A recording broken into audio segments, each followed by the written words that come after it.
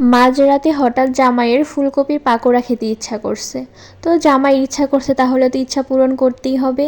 এখানে আমি ফুলকপিগুলো সুন্দর করে কেটে নিয়েছি, সাথে একটা আলু কেটে নিয়েছি।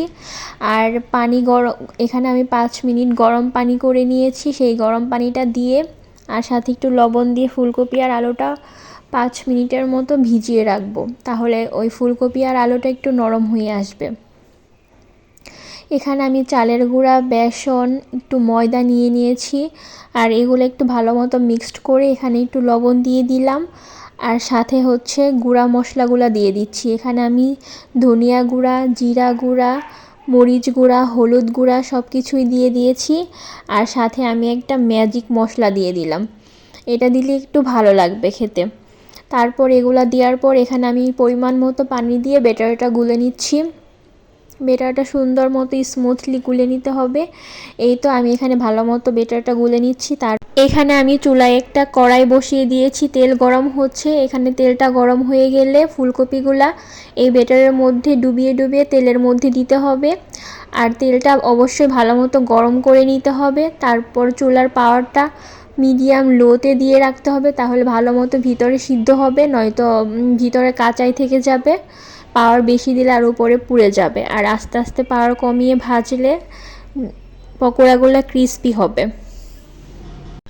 এরকম সুন্দর উল্টে পাল্টে পাকোড়াগুলা ভেজে নিচ্ছি আমি। আর এই শীতের সময় এই পাকোড়াগুলা খেতে এত বেশি ভালো লাগে।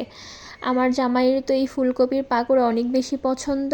আর আপনাদের কার কার এই ফুলকপির পাকোড়া পছন্দ অবশ্যই জানাবেন। আর এই শীতে কে কে এখনও খাননি তারা অবশ্যই খাবেন। এই তো আমার পাকোড়া বানানো হয়ে গিয়েছে, জামাইকে দিতে চলে আসলাম। এটা খেতে অনেক বেশি মজা হয়েছিল, একদম ক্রিস্পি হয়েছে। এখন আমরা বসে বসে খাবো আর টিভি দেখব। এই তো দেখেন কি সুন্দর হয়েছে, একদম মচমচে। আমার কাছে তো ভীষণ ভালো লাগছে খেতে। আমি এই পাকোড়ার সাথে আলু কেটে নিয়েছিলাম, আর আলুর ওই পাকোড়াগুলোও অনেক বেশি মজা হয়েছে। এখানে আমি একটু সস এনেছি, এই সস দিয়ে খাবো। এটা হচ্ছে হোমমেড সস, এটা হচ্ছে তেঁতুলের সস। এইটা দিয়েই খাবো, আর এটা দিয়ে খেতে অনেক বেশি ভালো লেগেছে। আপনারা অবশ্যই একবার হলেও খেয়ে দেখবেন। আর আমাদের মতো মাঝরাতে হুটহাট আপনাদের কার কার ক্ষুধা লাগে সেটা অবশ্যই জানাবেন। আমাদের তো মাঝে মাঝেই হুটহাট রাতের বেলা ক্ষুধা লাগে, তখন আমরা একটা না একটা কিছু বানিয়ে খাই। আমার যেদিন ক্ষুধা লাগে সেদিন আমার জামাই আমার জন্য কিছু না কিছু বানিয়ে আনে। আর যেদিন আমার জামাইয়ের ক্ষুধা লাগে সেদিন ওর জন্য আমি কিছু না কিছু বানিয়ে ফেলি। এই তো এটা হচ্ছে আলুর পাকোড়া। এই আলুর পাকোড়াটাও অনেক বেশি ভালো লেগেছে, দেখতে বেগুনির মতো লাগছে।